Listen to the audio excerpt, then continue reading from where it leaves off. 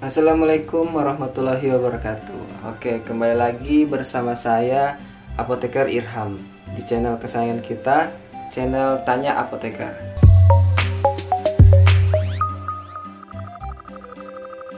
Oke, teman-teman pernah tidak beli obat tanpa kemasan? Jadi maksudnya kemasan kayak begini, tidak ada strip-stripnya seperti ini. Pasti pernah kan?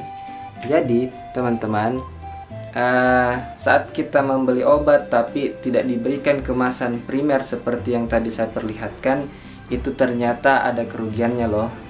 Nah, di sini saya akan membahas kerugian dari membeli obat tanpa kemasan. Nah, teman-teman, kerugian yang pertama, jadi ketika kita membeli obat tapi tidak ada kemasan seperti ini, maka obat yang kita beli itu akan mudah rusak. Kenapa?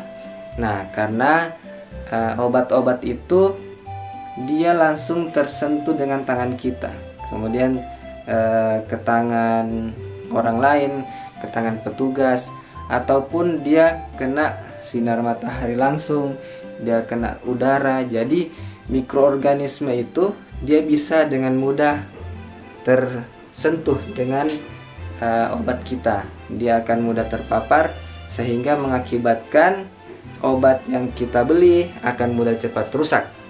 Kerugian yang kedua, kalau kita membeli tanpa ini kemasan primer, di sini banyak informasi yang hilang gitu ketika kita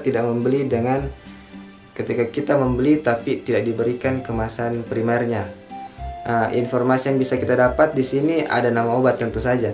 Nah, pasti teman-teman kalau beli terus misalkan obat demam kan, setelah berhenti demam kan disimpan. Tapi kalau kita tidak punya kemasannya, kemungkinan besar kita akan lupa ini dulu kita beli obat apa ya. Betul tidak? Kita tidak tahu. Saat kita mau gunakan kembali, kita lihat dulu ini obat apa ya. Pas kita tanya ke apoteknya, biasa dia juga kemungkinan juga tidak akan tahu, kecuali dia obat-obat yang sering apotekernya lihat, maka dia bisa tahu. Tapi itu tadi, dia akan cepat rusak. Kita tidak tahu lagi apakah obat ini masih bagus, kecuali dia seorang apoteker. Dia akan biasanya lebih tahu apakah obat ini dari penampakannya bisa dia tahu ini sudah rusak atau belum. Kemudian itu tadi, nama obat tidak bisa kita tahu. Yang kedua, kita tidak bisa lihat bentuk sediaannya apa. Jadi kalau ada bentuk sediaannya kita bisa tahu. Nah, ini tidak boleh dipotong obatnya, ini boleh dipotong. Nah, kayak begitu.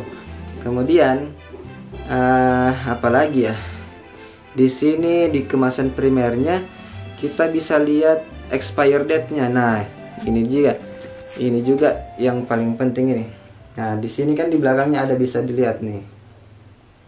Ini bisa dilihat expire Februari 2022. Jadi kita tidak perlu membeli obat lagi kalau kita sudah punya obat dengan kemasannya, karena sudah ada informasi expire-nya kapan.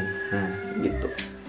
Apalagi ya, di sini juga tertera nomor registrasi. Jadi kita bisa cek ini obatnya terregistrasi atau tidak. Apakah dia dijamin aman oleh BPOM atau tidak. Nah, kalau tidak ada registrasinya, kemungkinan obat itu palsu juga, ada kemungkinan seperti itu. Apalagi kita beli di warung-warung, bukan di apotek resmi, bukan di toko obat resmi gitu. Jadi teman-teman, saran saya, kalau kita membeli obat, jangan membeli obat tanpa kemasan. Minimal tulis etiket ini. Jadi teman-teman bisa minta sama apotekernya, Pak apoteker, Ibu apoteker, minta tolong dituliskan etiketnya. Jangan cuma berapa kali sehari.